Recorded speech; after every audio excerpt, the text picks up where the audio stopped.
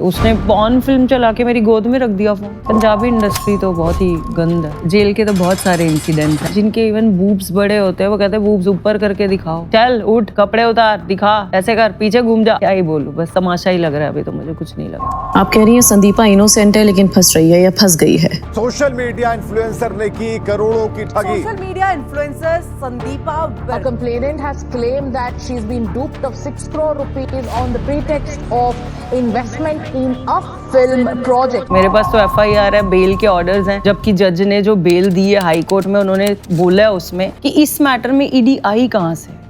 सब कैसे होल्ड कर पा रही थी आप पर्सनल लाइफ को? आपके पेरेंट्स देख रहे हैं जेल में और अपनी बेटी अंदर है और वो खुद रोती थी, बट वो कहती थी कि ना रो ना रो। तो जो लोग ऐसे सिमिलर प्रेशर या अनफेयर सिचुएशंस को फेस कर रहे हैं उन्हें आप क्या कहना चाहेंगी? नथिंग इज परमानेंट, यहाँ तो कुछ भी नहीं है। वक्त भी आज है, कल बदल जाएगा। आज अच्छा है तो बुरा आएगा, बुरा है तो अच्छा आएगा। अच्छा, आपके जेल के एक्सपीरियंस में जस्टिस और लीगल सिस्टम जो लेकर आपका परसेप्शन हुआ करता था, क्या उसे बदला है? बकवास है यार अपना सिस्टम। जब कुछ नहीं किया होता ना आपने, तो ये चीजें आपको बहुत दुख देती हैं। तो अब क्या संदीपा अपना करियर और बिजनेस को रीबिल्ड करने के लिए तैयार है, कॉन्फिडेंट है? नमस्कार, आज clear cut with Jyotsna podcast में हमारे साथ एक खास शख्सियत मौजूद है जिन्होंने ग्लैमर की दुनिया में अपना नाम कमाया, जिन्होंने हाइबू नाम के कॉस्मेटिक ब्रांड को खड़ा किया। लेकिन रातों रात ऐसा क्या हुआ कि उनकी पूरी जिंदगी बदल गई? हमारे साथ संदीपा विर्क हैं। जो मैं ग्लैमर की दुनिया की बात कर रही हूँ, उन्होंने पंजाबी फिल्मों में भी काम किया, कन्नड़ फिल्मों में भी किया, मलयाली फिल्मों में भी अभिनय किया। काफी टैलेंटेड हैं, लेकिन जिंदगी एकदम कैसे चारों तरफ से बदलती हुई नजर आई और 4 महीने की जेल उन्हें काटनी पड़ी। आखिर इनके संघर्ष और इन विवादों के पीछे की सच्चाई क्या है, हमें खुद बताएंगी संदीपा। स्वागत है संदीपा आपका। Thank you so much. आप ठीक हैं? Yes, I am better now. That's good. क्या हुआ ऐसा कि एक ही रात में आप फाइनेंशियल क्राइम का फेस बना दी गई? क्या हुआ था? एक्चुअली ये स्टोरी है मेरी कि मेरा एक एक्स बॉयफ्रेंड है जिनसे मैं अलग हो गई थी 2020 दिसंबर में, और उनको मैं मिली थी 2011 एंड में। और उनकी एक एक्स गर्लफ्रेंड थी जिसका नाम है जसनीत कौर सिद्धू, चंडीगढ़ से हैं वो। और उन्होंने 2008 का इंसिडेंट लिखा था एक FIR में, जिसमें कंप्लेंट उन्होंने की थी 2016 में। और 2016 में because I was with him, हाँ जी, 8 साल बाद उसको मुंबई में, मतलब पंजाब की पुलिस आके लेके चली गई थी मेरे एक्स को, जिसमें कि उस लड़की ने मेरा नाम लिखा था, जहाँ पे उसने बोला कि संदीपा विर्क उसके साथ आई है मेरे घर में, और उस टाइम पे उसने 15 लाख रुपए दिए। और FIR में उसकी माँ लड़के की, उसका नाम नागेश्वर अमित है, विदाउट एनी सरनेम। मुझे तो सरनेम भी नहीं पता था उनका क्या है, जो कि मुझे बोलता कि हमारे पासपोर्ट में सरनेम्स नहीं होते, नहीं लगाते पंजाब में। तो मान लेते हो आप, जब किसी के साथ प्यार करते हो तो सोच लेते हो कि जो बंदा है वो सही कह रहा होगा। तो उसके बाद उसकी माँ, उसकी बहनें, सबका नाम था।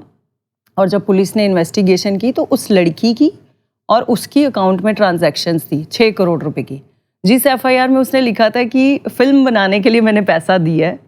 और 2008 से 14 तक आपस में पैसा लेन देन हो रहा था। आप बताओ, अगर फिल्म बन रही थी तो वो कौन सी फिल्म थी? अगर आज मैं एज अ प्रोड्यूसर आती हूँ या कोई मेरे साथ फाइनेंसर जुड़ते हैं आके, तो हम अगर पैसा लगाते हैं 1-1 करोड़, अगर हम 2 पार्टनर हैं तो डालेंगे और वो काम होगा, देन नेक्स्ट पेमेंट होती है। ऐसी कौन सी फिल्म थी जो बनती जा रही है? दैट मीन्स वो FIR तो झूठी है। और सोचो, मेरा सिर्फ, जबकि मैं उस लड़की को जानती नहीं हूँ, इवन आज तक नहीं मिली, उसने मेरा नाम डाल दिया कि आया था मेरे घर पे अमित नागेश्वर 15 लाख रुपए लेके, तब उसके साथ संदीपा विर्क थी। और मुझे 2008 के इंसिडेंट में 2016 की FIR में 2025 अगस्त को ED अरेस्ट कर लेती है on that same FIR। ED arrest कर? हाँ जी, ED ने अरेस्ट किया। उसके बाद I was there with them for like 6 days। Remand में लेके जाते हैं आपको। मुझे यही पूछते कि अमित कहाँ है, बट मैं तो उसके साथ रिलेशनशिप में नहीं हूँ 2020 से, तो मुझे तो पता ही नहीं है कि वो कहाँ है कहाँ नहीं। मैंने कहा सर, मैं तो अभी, मेरा कोई रिलेशन ही नहीं है।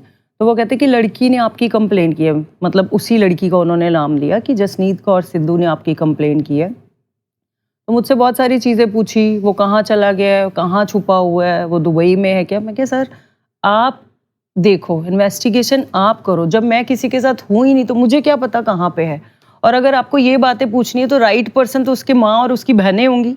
आप मुझसे पूछ रहे हो। मेरे घर पे 12 अगस्त को रेड पड़ी है 2025 में, जबकि उसके घर में 25 अगस्त को पड़ी है। आप बताओ, अगर टारगेट वो था, उसको पकड़ना था, तो फिर मैं कैसे आ गई? तो मतलब आप ये सोच लो, जिस लड़की को मैं जानती नहीं हूँ, उसने 15 लाख में मेरा नाम झूठा लिख दिया, और जो कि एक एफआईआर 6 करोड़ रुपीस की है, उसमें भी उस बंदे ने उनको 3.5 करोड़ वापस दिया हुआ है।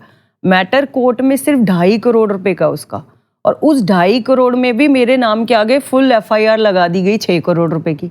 जबकि जो क्रिमिनल था वो 2016 में 3 महीने जेल में रह के आया है, और मैं कुछ नहीं किया, साइड पे थी, मैं 4.5 महीने रह के आई। और आपका कोई ट्रांजैक्शन नहीं है? मेरा कोई ट्रांजैक्शन ही नहीं है। मेरे पास तो एफआईआर है, बेल के ऑर्डर्स हैं, जबकि जज ने जो बेल दी है हाई कोर्ट में, उन्होंने बोला है उसमें कि इस मैटर में ईडी आई कहाँ से है, क्यों अरेस्ट किया आपने।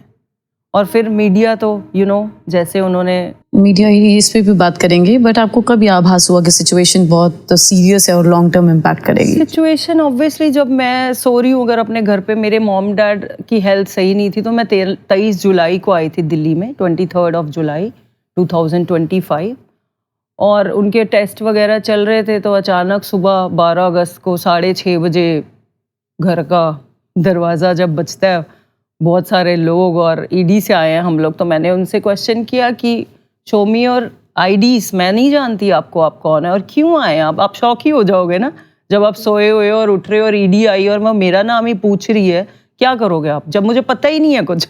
या तो आपको कुछ चीज़ें पता हो कि कुछ आपने क्राइम किया, तब आप सोच भी लेते हो कि आएंगे ही आएंगे। जब आपको कुछ पता ही नहीं है तो अचानक से आपको कैसे लगेगा?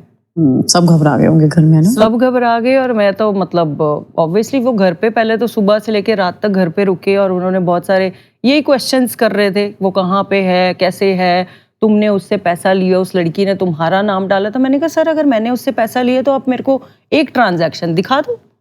अगर रियलिटी में कोई ट्रांजैक्शन होती है तो आप पकड़ते हो ना किसी को, विदाउट ट्रांजैक्शन किसी को कैसे पकड़ सकते हो? किस चीज़ ने आपको ज़्यादा हिट किया, अकेलेपन ने या फिर सिचुएशन में? Tough one, but obviously situation. अकेलापन तो इंसान चलो अकेले ही झेलना होता है, सुख भी इंसान खुद ही झेलता है और दुख भी इंसान खुद ही झेलता है, बट ऑब्वियसली जब सिचुएशन ऐसी हो गई, आपको पता ही नहीं है कि क्या होगा, और अचानक से आपको कोई भी आके आपके घर पे आपके माँ बाप के सामने आपको लेके चला जाता है। अभी तो मैं बहुत मतलब ब्लंटली और नॉर्मल तरीके से बात कर रही हूँ, जब मैं पहले पॉडकास्ट में भी गई हूँ और अब भी घर पे आई एम वेरी इमोशनल, तो हो ही जाता है, रोना आता है मुझे। बैठ बैठ के मैं सोचती हूँ कि उसको भी मैं कहती हूँ तूने मुझे क्यों चूज़ किया, या मैंने क्या किया ऐसा, बट कुछ किया होगा, आई डोंट नो, बट हो तो गया ही है ना ये सारी चीज़ें। इस रेड से पहले संदीपा की लाइफ, संदीपा की आइडेंटिटी, इससे पहले के फेज कैसे थे? मेरी लाइफ यार सब अच्छी चल रही है, I am very positive as a person, बहुत अच्छी चल रही थी, और सब चीज़ सही चल रही थी। मैं मतलब किसी चीज़ के बारे में कुछ सोचती नहीं हूँ लाइफ में, जो हो रहा है उसको मतलब परमात्मा की मर्जी समझ के एक्सेप्ट करती हूँ और सारी चीज़ें करती हूँ पॉजिटिव। वो अपना gym life, normal life, actor life, influencer life जो रहती है शूट्स करने, वैसे ही चल रहा था यार, सब कुछ अच्छा था रातों रात। लेकिन एक दिन कुछ ऐसा हो जाता है जहाँ पे आप यहाँ से यहाँ आ जाओगे, और मैं वेट कर रही हूँ कि यहाँ से वहाँ पे भी तो जाऊँगी। अगर एक रात में आपकी ज़िंदगी बदल सकती है तो एक रात में वापस से अच्छी भी तो हो सकती है। मीडिया ने भी आपके इस मुद्दे को बहुत उठाया, मीडिया का भी बड़ा रोल रहा आपकी ज़िंदगी में या इस इशू में? मीडिया का तो आप बताओ, मेरा सवाल आपसे भी है। जब कौन इनके सोर्स कौन होते हैं, मतलब फैक्ट्स जो ये डाल देते हैं या लिख देते हैं किसी को बिना जाने पहचाने, बिकॉज उन्होंने कभी मेरे घर पे आके सवाल नहीं पूछे, ना मुझसे सवाल पूछे मीडिया वालों ने। हाँ जी, और मैं तो 12 अगस्त को चली गई थी ईडी के पास, मतलब रिमांड पे। तो 13 अगस्त को जब हम मुझे कोर्ट लेके गए थे तो मेरे भाई ने बोला कि न्यूज़ में भी चल रहा है, तो कैसे दिखाते हैं वो ये लोग, मतलब कैसे, कौन? सोर्सेस तो ग्राउंड पर रिपोर्टर्स होते हैं, स्ट्रिंगर्स होते हैं, एजेंसीज होती हैं जो खबरें देती हैं। बट लेकिन झूठ की भी एक लिमिट होती है ना, वो सारी हदें पार वाला झूठ आप कैसे बोल सकते हो कि 40 करोड़ वेबसाइट बना के मैंने लोगों से ड्यूप किया है? कितना बड़ा एलिगेशन है, आप बताओ। और वेबसाइट बना के ब्रांड की, उसकी भी मैं स्टोरी बताऊंगी कि कैसे मैंने ये ब्रांड बनाया है। और मतलब मेरी तो लाइफ स्पॉइल कर दी ना, लाइफ, करियर। लोगों को तो क्या लगता होगा, आप बताओ। मीडिया ने ब्रांड बना के, लोगों से नकली ब्रांड बना के, एनडीटीवी वाली ने बोला I have all the names and वो मैं चलो सारी चीज़ें करूँगी। टाइम्स नाउ वालों ने बोला है कि मैं ईडी ऑफिशियल बन के मैंने लोगों को ड्यूप किया है। और सोचो अगर मैंने ऑफिशियल बन के ड्यूप किया है, लाइक आपको किया होगा या आपको किया होगा, तो कोई तो आएगा जो बोलेगा कि इसने हमसे पैसे लिए हैं। क्यों नहीं किसी ने बोला? और अगर आपने कभी न्यूज़ की आवाज चली। भी नहीं उठाई इससे पहले? अभी तक तो मैं जब आके ये कॉन्टैक्ट नंबर्स होते न्यूज चैनल्स के, कभी आपने कोशिश की बात करने मैं की? उनसे क्यों पूछूं? जब उन्होंने मुझसे नहीं पूछा मेरे बारे में इतना लिखने, मैं उनके केसेस करूंगी ना, उन पे कर रही हूँ मैं। Why should I ask them? मैं क्यों पूछूं? वो लॉयर्स पूछेंगी कैसे डाला आपने, क्या था उनके पास। पूछना तो बनता ही है ना। जो इतना लिखते जा रहे हैं कि एक अंबानी, रिलायंस अंबानी कंपनी का नाम लिया, 40 करोड़ रुपए का मैंने लोन लिए, वो उसके साथ मेरा मैटर क्या जोड़ रहे हैं, मुझे तो कुछ समझ ही नहीं आया। अगर अंबानी ग्रुप के किसी बंदे ने रिलायंस से 40 करोड़ का लोन लिया तो उसमें संदीपा कैसे आ गई? मतलब आपको जो है फेयर मौका नहीं मिला अपने आप को एक्सप्लेन करने का, और अपने हिसाब से मीडिया ने स्टोरी बनाई, आप ये कह रहे हैं? Stories fake. और मेरे घर वालों से भी कभी नहीं पूछा आके। मैं चलो अंदर थी, उससे उनसे पूछ सकते थे कि आपकी बेटी को पकड़ा गया है, ये क्यों पकड़ा गया है, ये क्या रीजन है, क्यों नहीं पूछा बताओ? क्योंकि उन्हें पता था उनकी स्टोरीज झूठी हैं। अगर वो सच्चे होते तो पूछने आते ना। अगर आप मेरे लिए कुछ स्टोरी लिख रहे हो और आपको पता है मैं झूठी हूँ, तो आप आते तो सही पूछने। आप कह रही हैं संदीपा इनोसेंट है लेकिन फंस रही है या फंस गई है? बिल्कुल वही है। नहीं तो मैं क्यों आती यहाँ पे खुल के ये सब बातें क्यों करती, आप बताओ? जब मैंने जो चीज़ की ही नहीं है। मैं कंप्लेनेंट का भी नाम ले रही हूँ, मैं अपने एक्स बॉयफ्रेंड का, उसकी पूरी फैमिली का नाम ले रही हूँ। 4 बहनें हैं, उसकी मम्मी है, वो खुद है, वो आज भी किसी और लेडी के साथ रह रहा है, मुझे पता है, मोहाली में किसी ने बताया था। और अपने ही जहाँ पे वो है, वो बंदा पठानकोट से उसने और किसी को ड्यूप कर लिया 2.5 करोड़ रुपए में। मेरे से सिर्फ ये गलती होगी कि जब मैं अलग हुई हूँ उससे, लॉयर्स ने बोला कि आपको तब न्यूज़ में निकालना होता है। तो किसको पता होती हैं ये चीज़ें कि ऐसा होगा? मुझे तो पता ही नहीं है। नहीं, क्या निकालना होता है न्यूज में कि मैं से अलग हो गई पब्लिक हूँ? नोटिस निकाल दो, हमें पता होता है। आप बताओ, अगर हम कितने बॉयफ्रेंड्स हैं मेरे, उससे पहले भी बॉयफ्रेंड, मैं सबके लिए पब्लिक नोटिस निकालने जाऊंगी कि आप मतलब मैं फंस ना जाऊं? आपको पता है ऐसा जाता है कोई भी? तब तो नहीं जाता। नहीं नहीं, ये आपको किसने कहा कि? लॉयर ने बोला। बट द थिंग, मैं तो पहली बार ये सुन रही हूँ। वो अपनी जगह चलो सही है, बट उनका कहने का मतलब है जैसे मैं अब फंस गई। अगर मैंने निकाला होता नोटिस उस टाइम पे, तो मैं ईडी को दिखा सकती थी ना कि मैं उसके साथ थी। तो मैंने कहा मुझे सपना थोड़ा आ रहा था कि ईडी आएगी मुझे पकड़ने। नहीं तो ये मेरे लिए भी न्यूज ही है। This is like news for me कि आपके कितने ब्रेकअप हुए हैं, इलीगल रिलेशनशिप्स कितने रहे, उसके भी नोटिस निकाले। वही सोचो, मतलब वो कहते कि इस बंदे का तो आपको पता था कि क्रिमिनल। यार मैंने जब एक बार, हाँ, तो वो ये कह रहे होंगे कि जो उसने क्राइम वो लगातार कर रहा है उसे यार पब्लिक मैं डोमेन जब में अलग लाना। हो गई तो मैं नहीं अपना फोकस वहां नहीं डालती। वाई शुड आई सी कि वो क्या कर रहा है क्या नहीं, उसकी लाइफ है। और मुझे क्यों कोई पकड़ेगा? जब उसके ब्लड रिलेशन, उसके माँ और उसकी बहनें हैं, उनको कोई पकड़ेगा ना, मेरे को क्यों पकड़ेगा?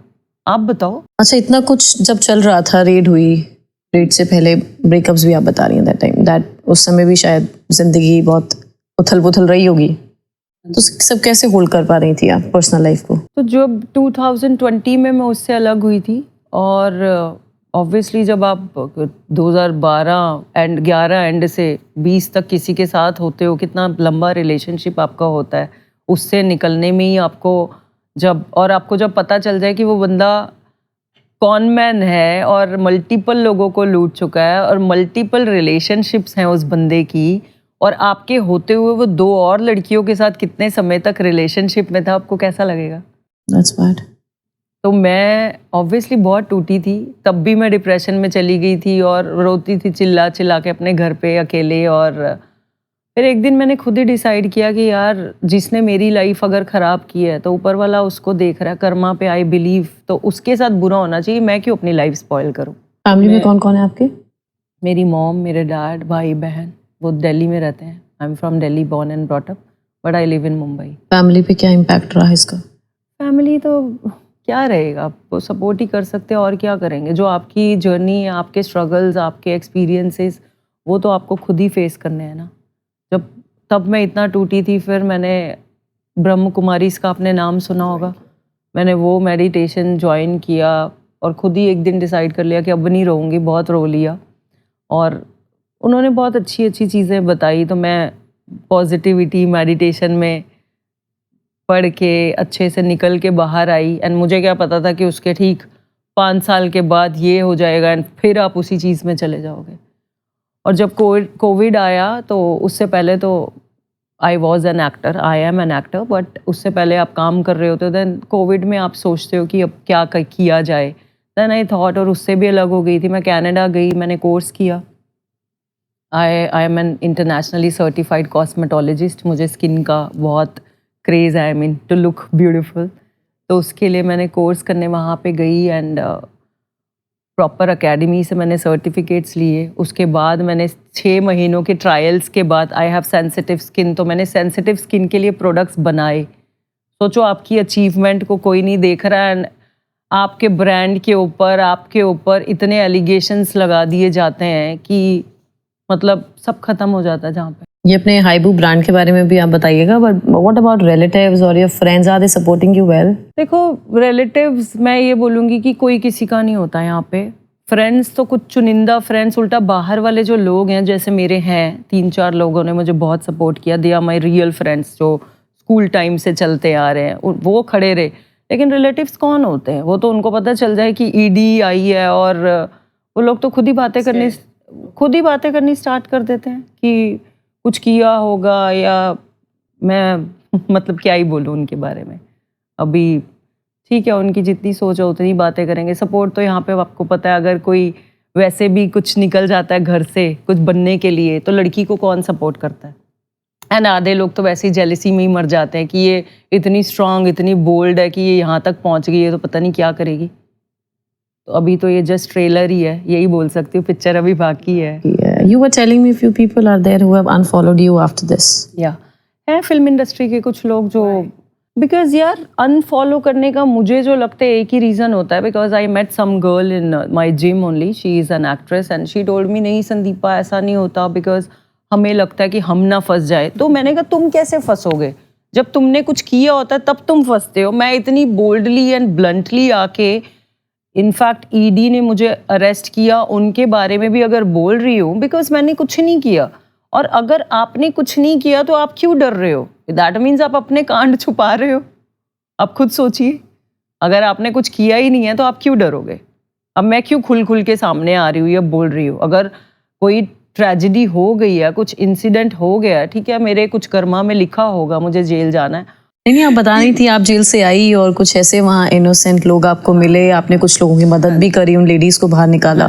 वो क्या था, कौन कौन थे वो? मेरे साथ एक्चुअली जहाँ पे जेल के तो बहुत सारे इंसिडेंट्स हैं, हम बात करेंगे, बट ये जो 2 लड़कियाँ थी, एक 3,000 की चोरी में थी। सोचो उसका 30,000 का बॉन्ड आया था, और 3,000 की अगर कोई चोरी की भी है, मान लो कोई कहता है मैंने नहीं किया, और अगर सच में भी की है तो वो 30,000 रुपये कहाँ से भरेगा? अगर उसके पास इतने ही पैसे होते तो वो 3,000 की चोरी ना करता।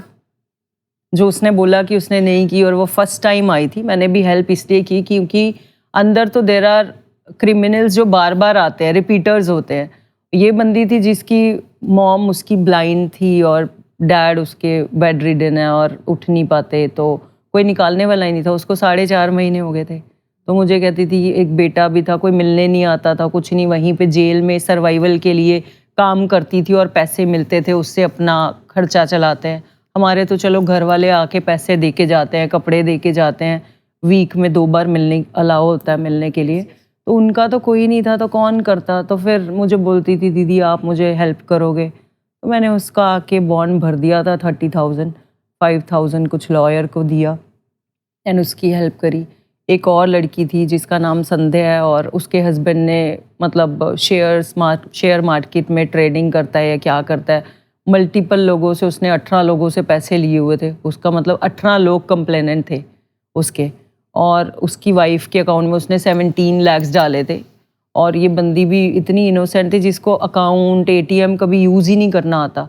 वो अपनी 1.5 साल की बच्ची को, दूध पिलाती हुई बच्ची को छोड़ के आई थी, तो वो भी रहती थी। वो 6 महीने से अंदर थी कि दीदी मैं बाहर जाऊंगी कभी, या प्लीज़। तो फिर मैं बहुत इमोशनल हूँ, तो मुझे उसकी तो बेल भी मतलब छुट्टी पे आई हुई है वो भी।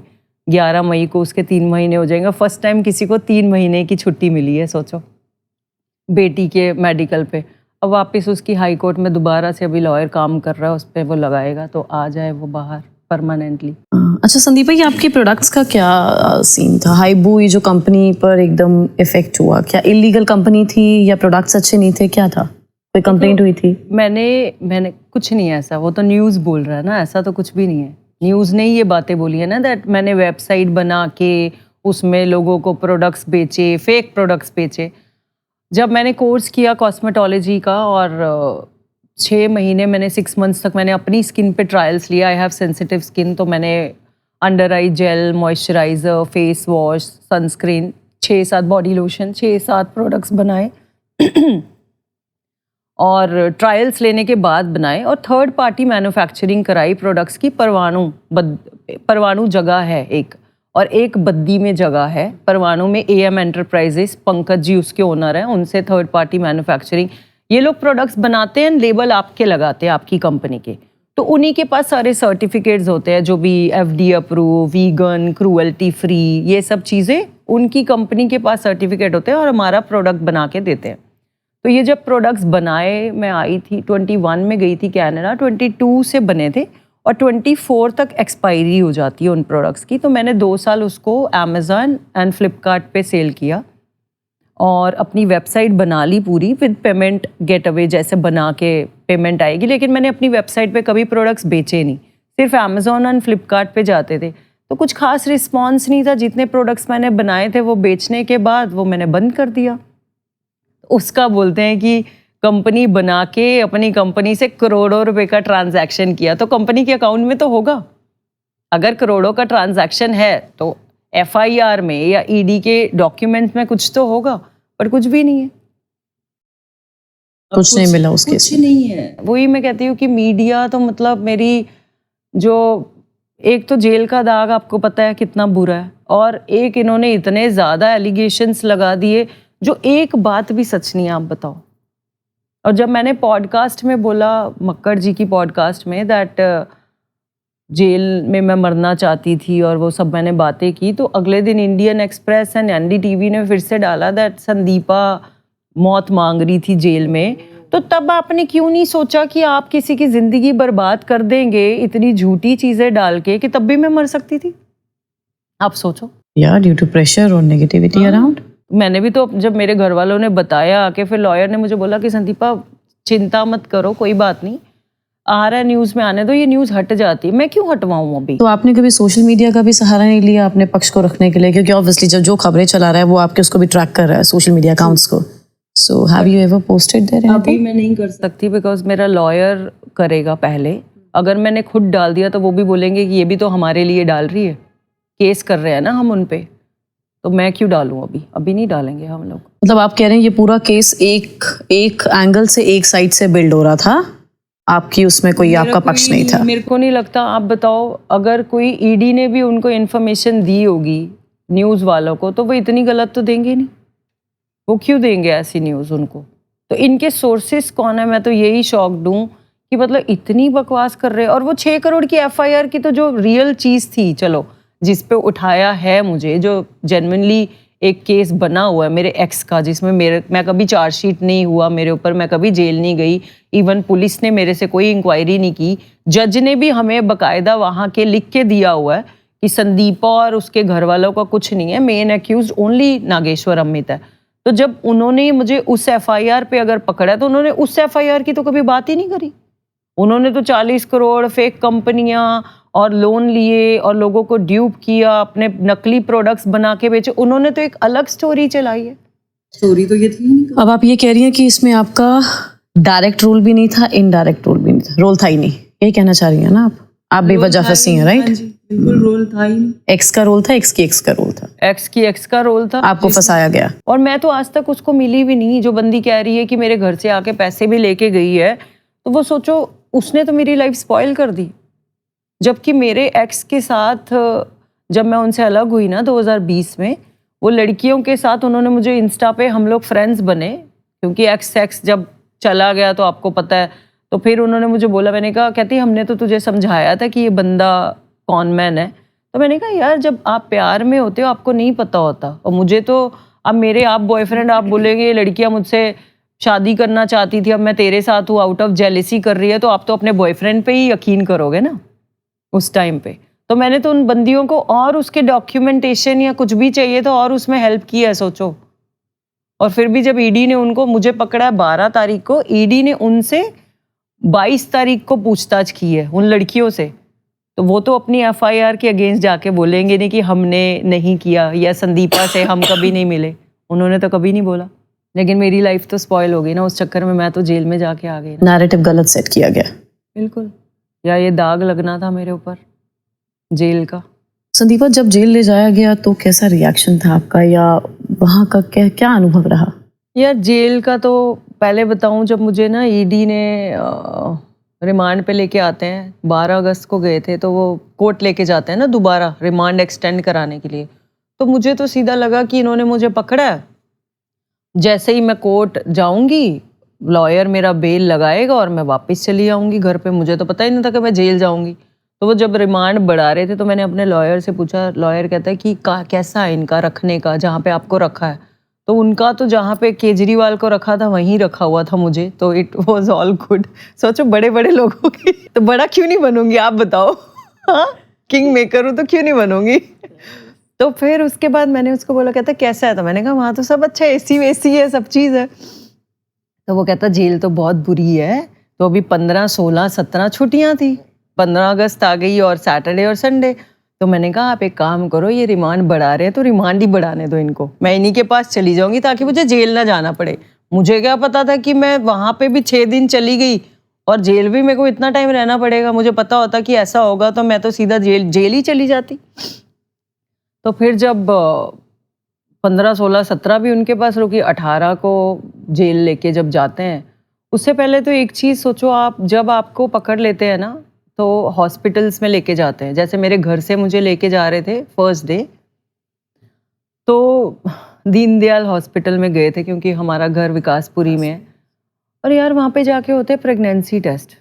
आप सोचो रात के टाइम पे आपको कोई लेके जा रहा है, वो जो छोटे छोटी एज के लड़के नए नए आए होते हैं वो डॉक्टर्स बनने के लिए, जो एजुकेशन करके, उसके बाद वो चश्मे लगाए होते हैं, जब उसको बोलते हैं कि ईडी से आए हैं और लड़की है और सब आपको देखते हैं और बोलते हैं इसका प्रेगनेंसी टेस्ट कर दो। The way they, I mean इतना एम्बैरेसमेंट यार मैंने कभी नहीं देखा ज़िंदगी में। मतलब इतनी गंदे तरीके से देखते हैं। फिर वो आप अगर प्रेगनेंसी टेस्ट की किट लेके टॉयलेट जा रहे हो, टॉयलेट इतने गंदे, चलो वो आप लेके आ रहे हो, फिर सब एक दूसरे को इशारा कर रहे हैं, कैसी फीलिंग होगी आप सोचो। और जिसने कुछ ना किया हो, और वो डॉक्टर वहाँ पे हॉस्पिटल में जब ईडी लेके जा रही है, मुझे लेडी डॉक्टर बैठी थी वहाँ पे, मतलब उसने मुझे पहले क्रिमिनल बना दिया। आपको पकड़ा जाता है, आप अंडर ट्रायल पे जाते हैं, अभी तक आपका जुर्म आपने किया वो हुआ नहीं है। वो डॉक्टर अपने हाथ दिखाओ, तो मेरे को पता नहीं था, उसने कहा अपने हाथ दिखाओ, तो मैंने ऐसे कर दिया, हाथ खोल, कैन यू इमेजिन दैट। तो मैंने बोला, मैंने कहा एक्सक्यूज मी, आप ऐसे कैसे बात कर रहे हो, चल हाथ खोल, तेरे को पता नहीं कि अगर हाथ खोलने को बोला कैसे करेगी। मतलब ये मेरे को इतना गुस्सा आया और मैंने ईडी वाले को बोला कि भाई ये क्या है, and why she is doing it. और अपनी वो जॉब कर रही है तो अपनी जॉब करो ना। मतलब जस्ट बिकॉज ईडी आपको पकड़ के लेके आई है तो क्रिमिनल से हाथ खोल क्यों। एम्बैरेसमेंट देख रहे हो किस लेवल की होती है, एंड विदाउट डूइंग एनीथिंग। फिर आपने ईडी ऑफिशियल्स को जब कहा तो उन्होंने कुछ बोला? वो मुझे बोलता कि कोई बात नहीं मैडम, चुप रहो, मतलब ठीक है। उसने बोला कि ये ऐसे ही होते हैं। अरे ऐसे होते तो मैं मतलब क्या तुम्हारे बाप की नौकर थोड़ी हूँ, या मैंने कुछ किया वो अभी प्रूफ थोड़ी हुआ है। अगर किसी को ईडी लेके जा रही है, चलो XYZ को लोगों ने किया भी होता है, तो भी वो डॉक्टर का तो काम ही नहीं है ये करना। डॉक्टर कैसे कर सकता है? डॉक्टर तो वैसे, मैंने बोला उसको, मैंने कहा तुम तो ऐसी पोजीशन पे बैठी हो, यहाँ पे तो यार सारे दुखी लोग आते हैं। मैं तो चलो एक पुलिस या मुझे कोई ऑफिशियल्स लेके जा रहे हैं कोई एजेंसी के, यहाँ पे तो बेचारे मरने वाले और वो लोगों के खून निकल रहे। इतनी वर्स्ट सिचुएशन है सोचो, और आगे से डॉक्टर आपके साथ ऐसे बात कर रहा है, वो भी लेडी होके। इतनी गंदी उसकी शक्ल थी, डार्क सर्कल्स एंड ऑल। मैंने मतलब इतना मुझे गुस्सा आया ना उस दिन। उसके बाद फिर से अब जब ये फिर ले जाते हैं आपको कोर्ट, फिर अपने रिमांड में लेके जाएंगे, फिर इनको जाना होता है लेके for test, pregnancy test. Pregnancy भी सारे टेस्ट करवाते हैं ना कि बंदा ठीक है हमारे उससे। अब फिर से वो राम मनोहर लोहिया हॉस्पिटल है उनके पास, वहाँ पे ले गए, वही सेम सिनेरियो, वही बंदे, प्रेगनेंसी टेस्ट, सब लड़के हंस रहे हैं, लड़कियां नहीं है, हंस रही है आपको देख के। कैसे, मतलब आप क्या सोचोगे, आप ये बताओ। मतलब पता नहीं यार, मैं तो बोलती हूँ उसको कि मतलब इतने ऊपर से इतना नीचे भी वो गिरा देता है। सोच के देखो, जब कुछ नहीं किया होता ना आपने, तो ये चीज़ें आपको बहुत दुख देती हैं। ऐसे I am very bold and strong, sorry. सोच के देखो आप कैसे तोड़ती होंगी ये चीज़ें आपको। ऐसे तो बहुत सारे इनोसेंट होंगे जो सिमिलर स्ट्रेस फेस करते होंगे, जो इनोसेंट होंगे।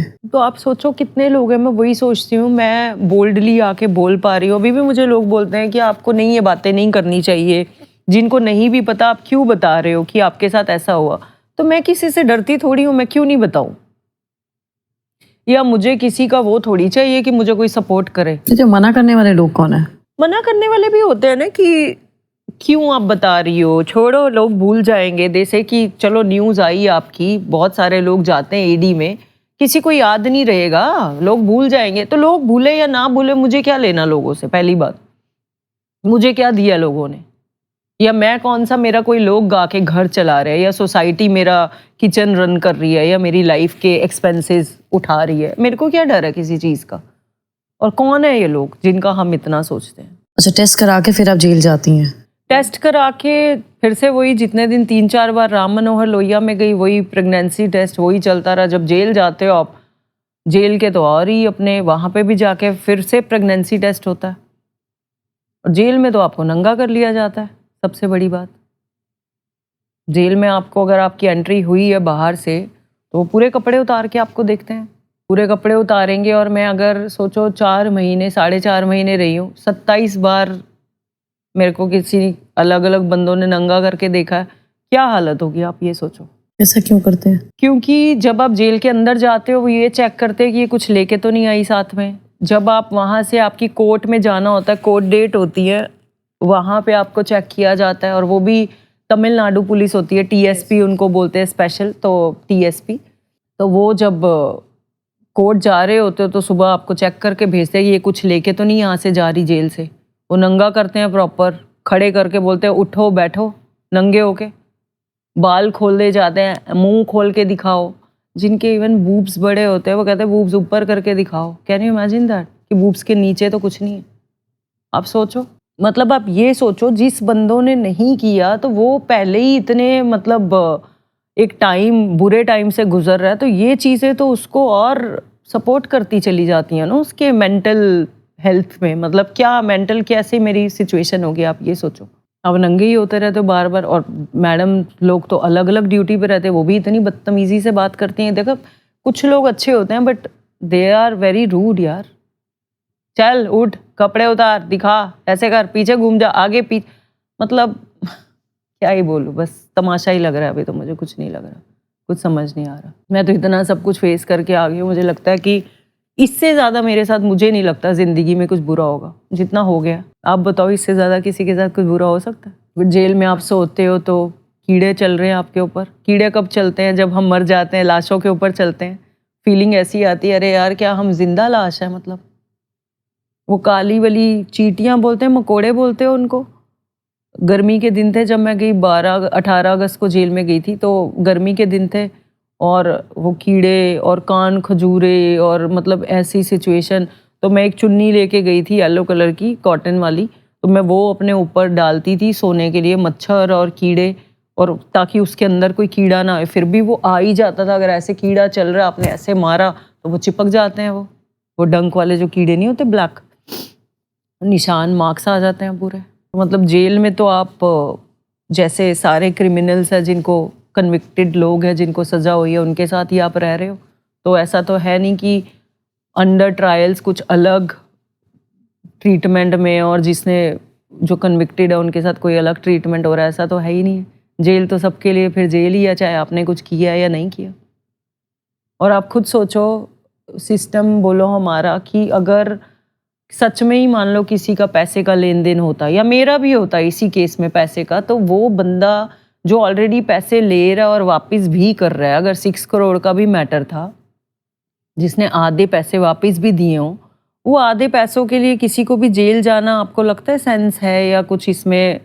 जेल में क्या है? जेल तो कोई जाएगा जब जेल रह के आ गया, पैसे तो आपके देने नहीं वाला।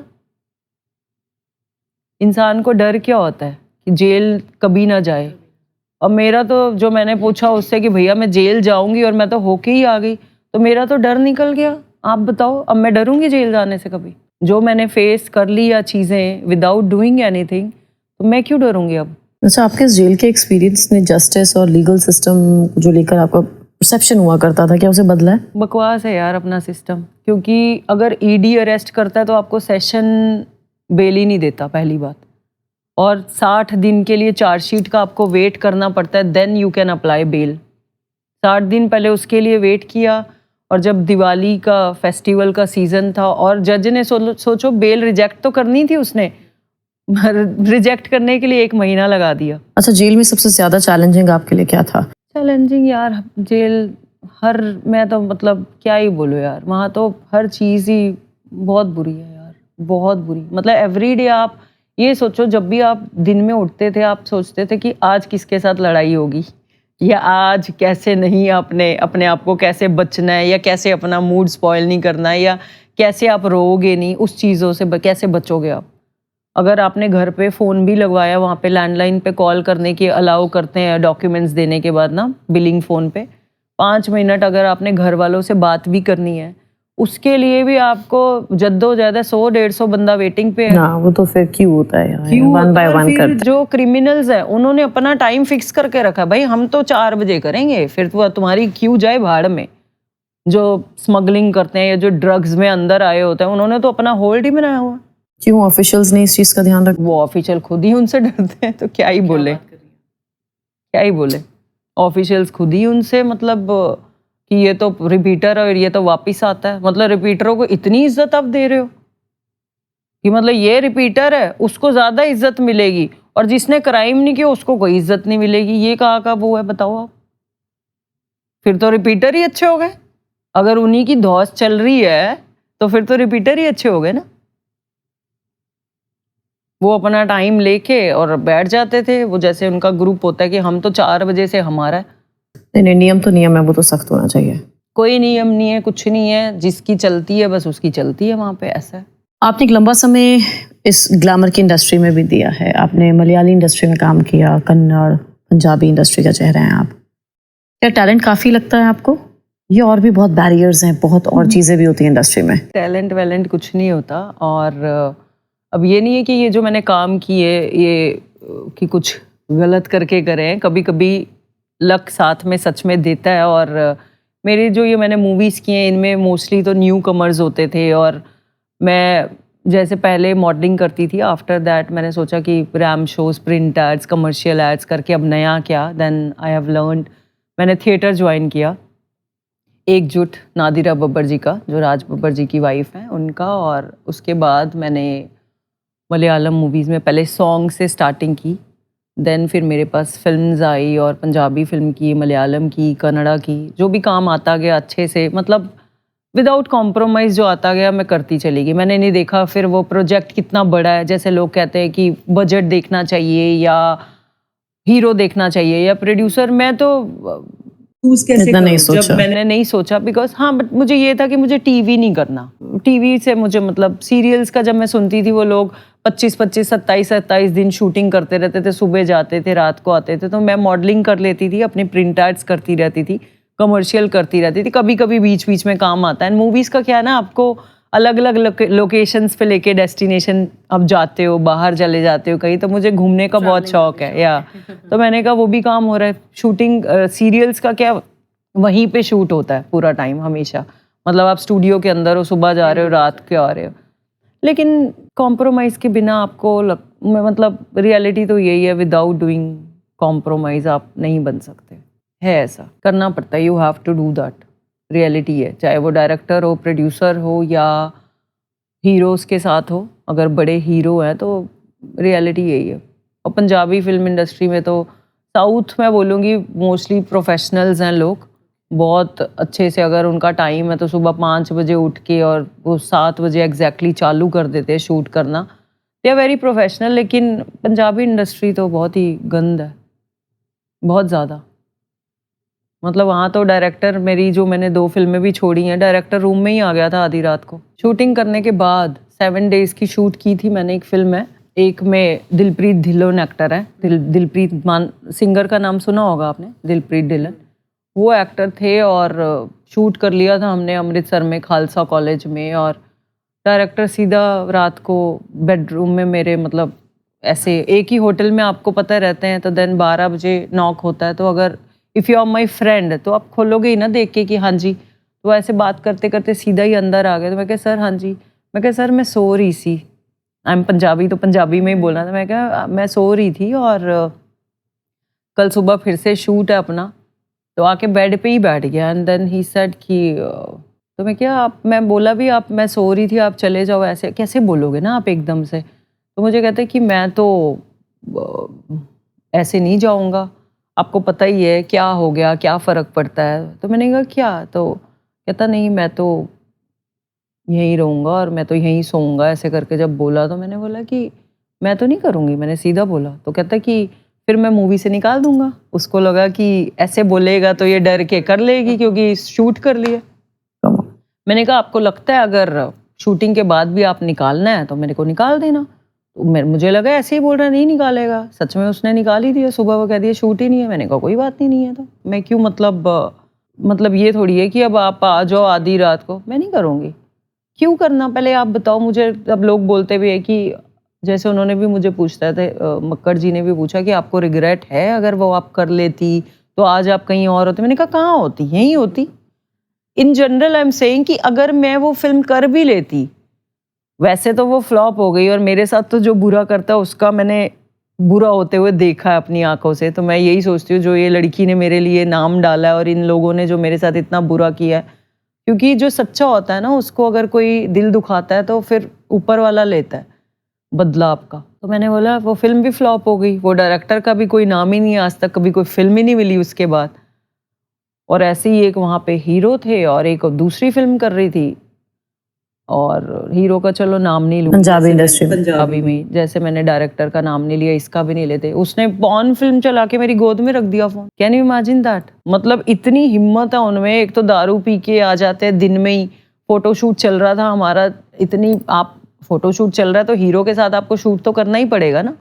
उसमें दारू पी हुई है, उसके बाद ऐसे जैसे बैठे हो वहीं पे लोग ऐसे बैठे हैं, चेयर्स लगी हुई हैं, आपके साथ बैठता है और आपकी गोद में फ़ोन चला देता है, पॉर्न फिल्म लगा देता है। बताओ आप क्या करोगे, बताओ। सब थे वहाँ पे, बाकी लोग भी थे। बाकी लोग तो चलो, जैसे अब ये लोग यहाँ पे है शूट कर रहे हैं और हम ऐसे बैठे हैं, तो आप मेरी गोद में ही पॉर्न फिल्म चला देते हो फ़ोन रख के। Then what was your reaction? मैं क्या बोलती, मैंने उसका फ़ोन उठा के फेंक दिया। मैं क्या करती बताओ?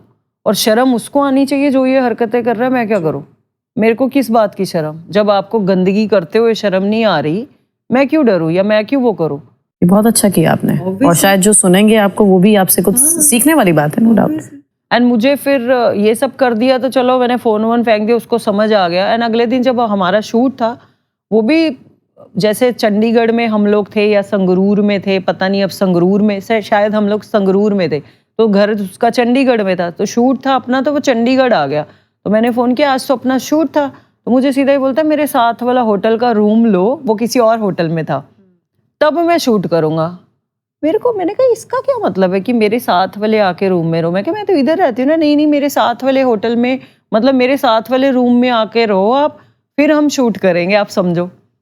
मैं क्या तू किथे दा सलमान खान है? मैं फिर बेइज्जती भी की थी, मैं क्या तू सलमान खान है? मतलब एक बार सलमान खान ऐसी चीजें बोले तो समझ आ रहा है कि भाई ओहदा इतना बड़ा है, राइट? आप ये सोच के देखो, कंगले और टुच्चे और ऐसे लोग भी यही बोल रहे हैं। नहीं, ओहदा बड़ा है बेशक, काम तो अच्छा नहीं है। नहीं काम अच्छा नहीं है, मेरे कहने का मतलब ये है कि चलो डेयरिंग भी वो बंदा करता है ऐसी बात करने की जो कुछ होता है। जब आपके में कुछ औकात ही नहीं आपकी, आप इतनी ओछी बातें कर रहे हो, तो फिर आप तो कुछ नहीं हो ना, क्या हो आप? ਮੈਨੂੰ ਨਹੀਂ ਐਕਸਪੈਕਟਡ ਸੀ ਕਿ ਬਾਲੀਵੁੱਡ ਵਿੱਚ ਵੀ ਇਹ ਸਭ ਚੀਜ਼ਾਂ ਯੂ نو ਬਾਲੀਵੁੱਡ ਤਾਂ ਆਪਾਂ ਚੱਲ ਸੁਣਿਆ ਹੋਇਆ ਕਿੰਨੀ ਸੱਚਾਈ ਕਿੰਨੀ ਨਹੀਂ ਆਪਾਂ ਨੂੰ ਨਹੀਂ ਪਤਾ ਆਪਾਂ ਇਹਦੇ ਵਿੱਚ ਲਾਈਕ ਆਪਾਂ ਇਨਵੈਸਟੀਗੇਟ ਕਰਨ ਦੀ ਕੋशिश भी नहीं की but Punjabi industry like even जो सॉन्ग्स करती हैं लड़कियां उनके साथ होता है। एक डायरेक्टर मेरा सॉन्ग का भी फाइनल हुआ, सारे मेरे इंसिडेंट वहाँ थे। मैंने कहा मैंने पंजाबी करनी ही नहीं है, सोचो वो भी पंजाब का सॉन्ग था और पैसे की सब बात हो गई और कोई अच्छा सिंगर ही था। तो डायरेक्टर मुझे फ़ोन करते हैं जैसे ठीक है इतने पैसे हो गए, 2 दिन का शूट रहेगा। He called me and he said अब जैसे फ़ोन आता है क्या कपड़े पहनोगे, आप डिस्कस करते हो अपने डायरेक्टर के साथ क्या लुक है। मैंने कहते पीते कौन सी हो दारू केड़ी पींदे, मैं क्या पीते कौन सी हो, केड़ी पींदे हो मतलब पंजाबी ते मैं क्या मतलब दारू केड़ी पींदे हो। तो मैं क्या सर ओदा अपने काम ते की मतलब है, मैं हूँ भी सरदारनी ना, आपने देख लिया जैसे मैं बात करती हूँ। मैं क्या ओदा अपने काम ते की मतलब है, नहीं मतलब शूटिंग तो बाद बंदा बह जाता है तो पैग लगा लेंदा। मैं क्या सर देखो वैसे तो मैं पींदी नहीं, जे मैं पींदी भी होंदी तो तुहाडे नाल पींदी नहीं, मैं घर ही आके पींदी ते तुहानू की मतलब है मैं केड़ी पींदी है केड़ी नहीं पींदी। मतलब इतने घटी है, मैंने वो भी नहीं किया। मेरे को पता चल गया जो बंदा काम पे आने से पहले ही आपके साथ ऐसी बातें कर रहे हैं वो क्या एक्सपेक्ट करेंगे, क्या ही ये काम करेंगे आप बताओ ना। और मतलब इतना ये लड़कियों के साथ कुछ भी मुंह उठा के ऐसे बोल देना जस्ट बिकॉज आप डायरेक्टर हो और आपको भी किसी ने हायर किया है प्रोड्यूसर ने, चलो आप प्रोड्यूसर खुद भी हो, मतलब कोई लड़की अगर आपके साथ काम करने आ रही है तो आप उससे कुछ भी एक्सपेक्ट करोगे क्यों। साउथ की इंडस्ट्री साफ है, साउथ की इंडस्ट्री देखो मैं एक बात बोलूँ, फिल्म इंडस्ट्री नहीं, यहाँ पे लड़की के लिए ना सारी इंडस्ट्रीज ही सेम है, चाहे वो फिल्म इंडस्ट्री हो। फिल्म इंडस्ट्री का क्या होता है ना, ग्लैमर वर्ल्ड है, सबको इंटरेस्ट आता है या सबको पता होता है क्या हो रहा है क्या नहीं हो रहा। बाकी आप बताओ जो लड़कियां ऑफिस में काम करती हैं उनके साथ ये चीज़ें नहीं है। आप मीडिया में एज एन जर्नलिस्ट एंकर तो नहीं होता वहाँ पे, अब होता है सब जगह हाँ, पे इस होता मामले में तो खैर मेरा भी एटीट्यूड बहुत खराब है है ना। आपको पता ही या, है but बॉसेस ठीक है। के साथ क्या करना पड़ता है क्या नहीं करना पड़ता और क्यों करना। मुझे लगता है जो लोग म्यूचुअली यू नो रेडी होते हैं उसी वजह से दूसरे लोग भी फंसते हैं। हाँ आपने कभी ऐसा भी फील किया इंडस्ट्री में जिन लोगों का इन्फ्लुएंस है या कनेक्शंस अच्छे हैं उन्हीं लोगों को वैल्यू किया जाता है? इंडस्ट्री में क्या है, दुनिया में ही आपके पास पैसा है तो आपकी इज्जत है और नहीं है पैसा या नहीं है नाम तो कोई इज्जत नहीं है। अब जो लोग या जो फेमस लोग जिनकी मैं बात करूं, कईयों में टैलेंट नहीं है तो बट दे आर फेमस, लोग उनके पीछे और उनको साइन करने जाते हैं। और ऐसा नाम आपको बॉलीवुड में कौन लगता है जिसके पास टैलेंट नहीं है? फंसाना चाहते हो? नहीं मैं फंसाना नहीं चाहती, वैसे पूछ रही हूँ। अपना एक परसेप्शन होता है, कुछ व्यू पॉइंट होता है। टैलेंट मतलब यार ठीक है, अभी तो जैसे स्टार्स के कितने सारे बच्चे आ जाते हैं फिल्म इंडस्ट्री में, वो तो करते एक्सपीरियंस के साथ।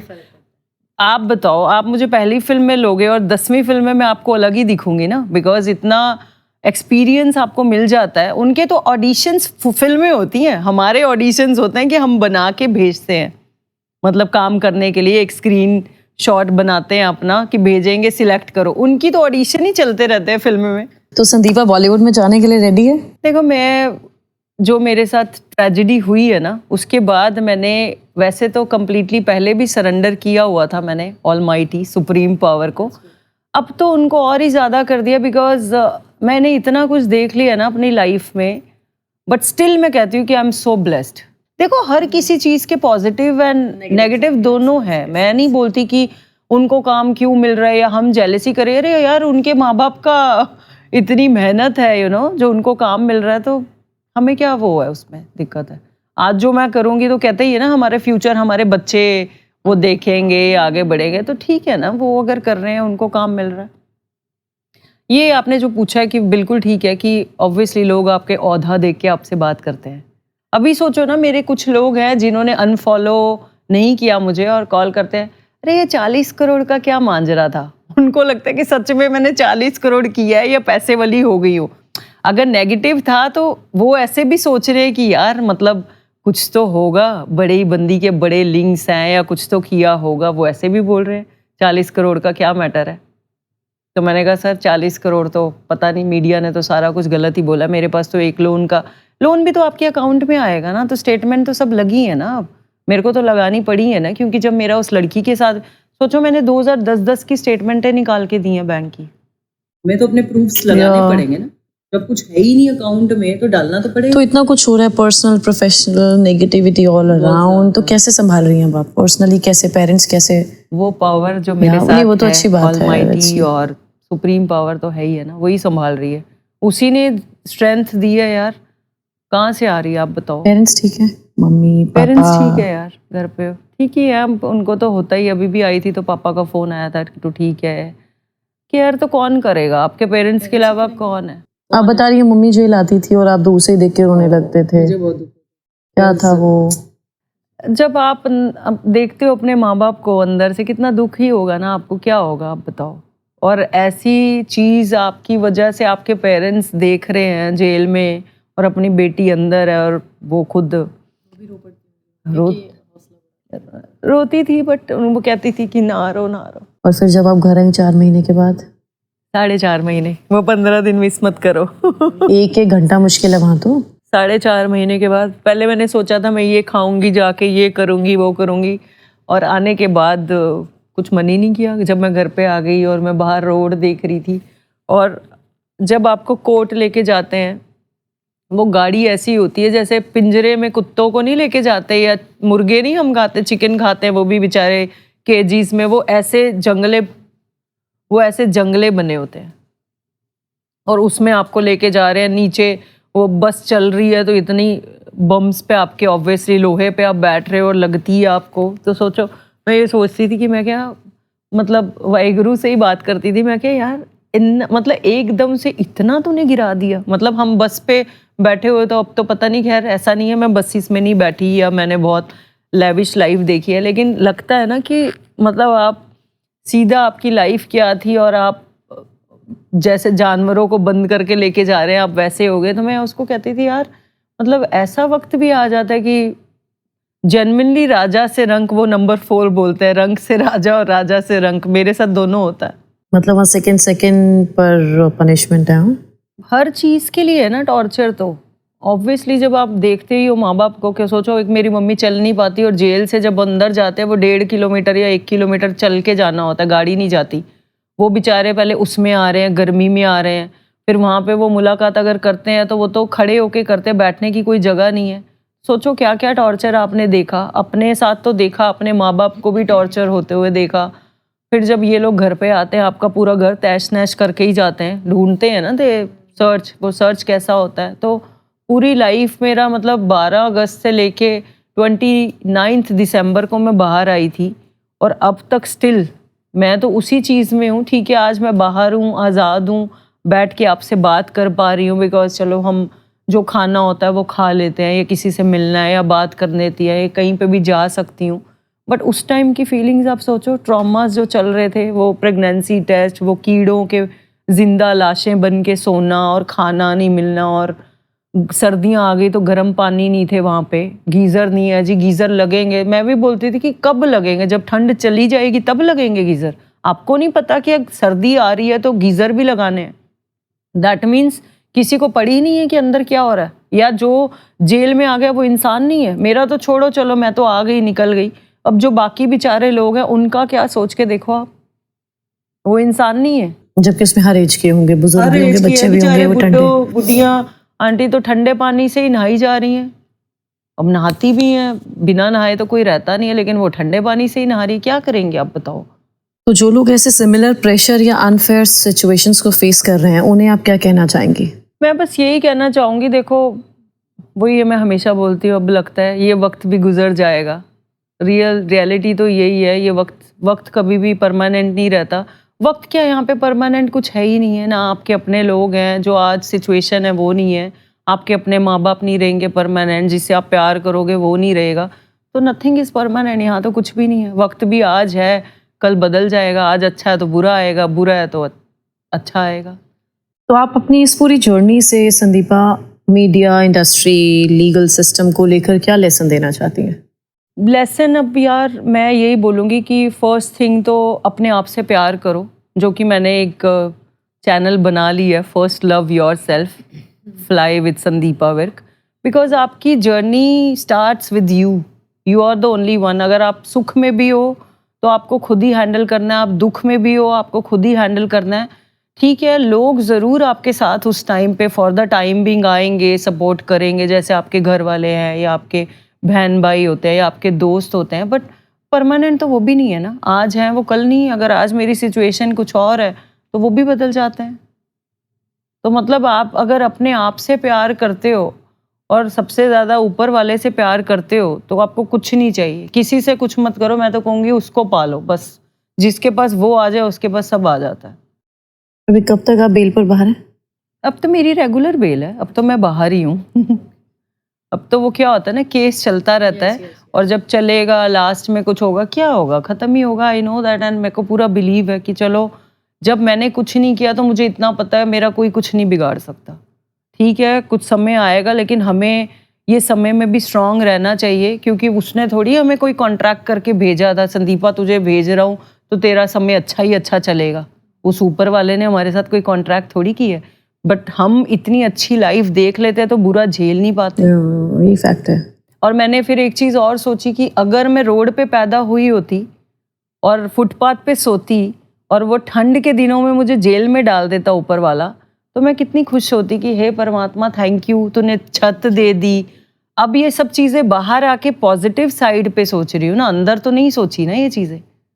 लेकिन अंदर भी मुझे ये पता चल गया था, मैंने उसको बोला कि मुझे इतना पता चल गया तू मुझे जंगल में भी पाल लेगा और जंगल में भी खाना देगा, बिकॉज मेरा उससे इतना स्ट्रॉन्ग कनेक्शन है। मुझे आंसर्स वो खुद देते हैं और मुझे पता चल गया था मैं लंबे टाइम तक रहूँगी अंदर। इंट्यूशन जैसे मैंने आपको बताया है, अंदर ही अंदर मुझे आ गया था। तो अब क्या संदीप अपना करियर और बिजनेस को रीबिल्ड करने के लिए तैयार है, कॉन्फिडेंट है? वाई नॉट, क्योंकि यस आई एम, बिकॉज आप नहीं करोगे तो कौन करेगा। स्ट्रेंथ एंड करेज तो आपको खुद ही लाना पड़ेगा, कोई तो नहीं। वो लोग तो इंतज़ार करते हैं कि चलो बंदे का वक्त बुरा है, अब टूटेगी अब टूटेगी। क्यों टूटूंगी? वो कहते हैं ना, घायल तो यहाँ हर एक परिंदा है, मगर जो फिर से उड़ सका वही तो जिंदा है। तो फिर आजकल तो एक और भी चल रहा है, घायल हूँ इसीलिए घातक हूँ, है? वो भी है, वो भी है, घायल हूँ इसीलिए घातक हूँ। रियलिटी है। देखो अब आप बताओ मेरे साथ इससे बुरा क्या होगा? You tell. कुछ हो सकता दैट है। Was tough. जो इतना सब कुछ देख के हम लोग आ गए हैं, हर किसी की जर्नी है। मैं नहीं बोल रही कि मेरी ही जर्नी है, मुझसे बहुत बहुत बुरे लोग हैं अंदर। आजकल बच्चों के साथ जो चल रहा है आप देख रहे हैं, सोशल मीडिया पे हम बच्चियों के साथ रेप हो रहा है, डॉग्स के साथ रेप कर रहे हैं लोग, बुड्ढे लोग डॉग्स के साथ कर रहे हैं। मतलब चल क्या रहा है आप बताओ? और वर्ल्ड में ऑलरेडी कितनी नेगेटिविटी हो गई, आपने एक चीज़ नोटिस करी है? और जो रियल मुद्दे हैं उन पे तो कोई मीडिया बात नहीं कर रही। एप्स्टीन फाइल देखो दबाते चले जा रहे हैं, बिकॉज उनको पता है अब इस पे अगर बात करेंगे तो हमारे तो बड़े बड़े लोगों के कांड हो जाएंगे, तो वो उनसे पैसा खा के ही तो नहीं डाल रहे ना वो न्यूज़। हमारे जैसी की तो इसलिए डाल रहे हैं क्योंकि डाइवर्ट कैसे करेंगे बताओ आप। और हम मीडिया सोचते हैं कि मतलब मैं क्या सोचती थी पहले, जो न्यूज़ आ रही है वो रियल होती है। मतलब देश के बड़े मुद्दों को या एक बड़े व्यक्तियों से जुड़े एक बड़े मुद्दे को छिपाने के लिए आप लोग जैसे मुद्दे आ रहे हैं। छोटे छोटे डाल दो इन्फ्लुएंसर विद 1.2 मिलियन फॉलोअर्स जिसको कोई नहीं जानता। कुछ लोग मुझे बोल रहे अरे अच्छा हो गया ना, लोग इतनी पैसे दे के पब्लिसिटी करते, तेरी फ्री में हो गई। मैं कहा भाई एक काम करती हूँ, भगवान आप लोगों के साथ ऐसी पब्लिसिटी करे तब आप पता चलेगा कैसा लगता है। दूसरे को तो आप बोल सकते हो, मेरे को पब्लिसिटी चाहिए होती तो मैं इतने टाइम से जो लड़कियां ऑलरेडी बॉम्बे में पैप्स को बुलाती हैं पैसे दे के या छोटे छोटे कपड़े पहन के जाती हैं, तो मैं तो तब भी कर सकती थी। सोशल मीडिया पे मैं एक बहुत प्राइवेट, आपने नोटिस किया होगा, मैंने कभी ज़्यादा कोई रील्स नहीं बनाई या मुझे उन सब चीज़ों में कभी इंटरेस्ट ही नहीं है। अगर मुझे पब्लिसिटी चाहिए होती तो मैं तो इतने लंबे समय से कर लेती, अब क्यों करनी थी? अब जबकि अब पॉडकास्ट पे भी मैं इसलिए आ रही हूँ क्योंकि वो चीज़ें मेरे साथ हो गई हैं। मैं खुद तो मतलब ये बता के और उठ के इसलिए नहीं आ रही कि मुझे फेमस होना है। और फेमस होके क्या मिलने वाला है आप बताओ? नहीं, फेमस तो आप हैं ऑलरेडी। अच्छा home thank you, but still जैसे लगता है लोगों को उससे क्या हो जाएगा? बोलने वाले बोलते हैं, क्या फर्क पड़ता? अब तो कुछ फर्क ही नहीं पड़ता। मैं उस दिन भी बोल रही थी, वो जैसे ट्रॉलर्स मैसेज करते हैं ना, उस पे 40 करोड़ का लोन लिया है। अब मैं बोलने को हर किसी का मैं जवाब नहीं, मैं सोचती हूँ ये चुन्नू मुन्नू चंगू मंगू फेक आईडीज बना के डीपी भी नकली लगा के आपको इतने उस पे मैसेजेस डाल देते हैं कमेंट्स में, यू नो ईडी ने भी ये कर दिया होगा, उसके साथ भी ये सोई होगी, 40 करोड़ लिए होंगे। जवाब देने के लिए बहुत सारे जवाब है, बट मैं सोचती हूँ इन चंगू मंगू को क्या जवाब दूँ। फिर मैं इनके लिए एक शेर बोलना चाहती हूँ कि गिनती तुम्हें लाख तक आती है, गिनती तुम्हें लाख तक आती है, हाय करोड़ों खामियां हैं मुझ में, गिन लो, गिन ही नहीं पाओगे। नहीं, बहुत अच्छी बात की आपने। All the very best to you for your future endeavours. Thank you so much. खूब अच्छा कीजिए आप, वापस लाइए अपना एक कॉस्मेटिक का ब्रांड, सब उसे यूज करें। अब तो और बड़ा हो जाएगा ना, अब तो ब्रांड का नाम ऑलरेडी बड़ा हो गया है, उसको भी पब्लिसिटी दे दी, कोई नहीं जानता था, अब तो और बड़ा होगा, बिगर एंड बेटर। नहीं, आपको जल्दी वापसी करनी चाहिए, जल्दी इस केस से आपको भी राहत मिले, यही हमारी दुआ। Thank you so much, thanks for your time. Thank you so much यार।